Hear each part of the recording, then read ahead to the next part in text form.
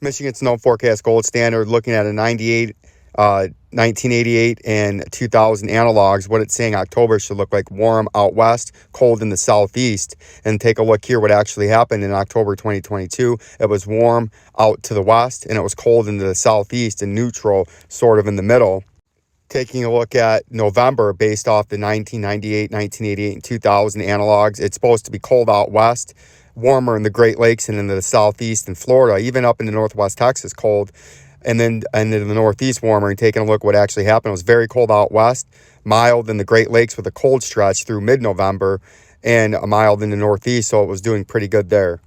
And then we take a look at what it's forecasting for December as we're now into the month. It shows widespread cold. I think it's too cold into the southeast. I think it'll be milder there. And you can see what the forecast model out of the European showing for the front 15 days of December. There's going to be some cold air pouring into the United States, in tracking in line with our overall cold December forecast with these analogs that we're using. Quick synopsis is the upcoming upper air patterns that's getting old Vincenzo a little excited here for a nice storm track. Is the Greenland block up there in blue is going to migrate to the west. The Gulf of Alaska high pressure up there in purple at the top left is going to migrate east and hook up over the top.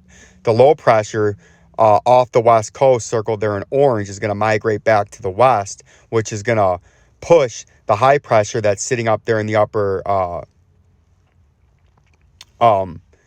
Midwest up into Canada and replace that up over Hudson Bay, and that's going to force the storm track a little bit farther to the south and a little bit farther to the east, as when you have high pressure along with high pressure up in northwest Canada and down the west coast blocking the Pacific air, the storm track gets pushed to the south. It starts coming out of the southern Rockies out into the southern plains, and then ejects to the northeast, picks up Gulf of Mexico moisture. But when you have that block over the top that's going to migrate up over the Hudson Bay, that keeps the storm track southeast of southeast Michigan and becomes favorable for more snow events versus rain events. And that's the keys that you need to look at. If you want snow in Michigan, you have to have an established area of high pressure up over Alaska to deposit the cold air. And then you want pieces of those high pressure to break off and sit over the Hudson Bay between Lake Superior and where the looks like a finger's pointing down. Have a big area of high pressure anchored in between those two,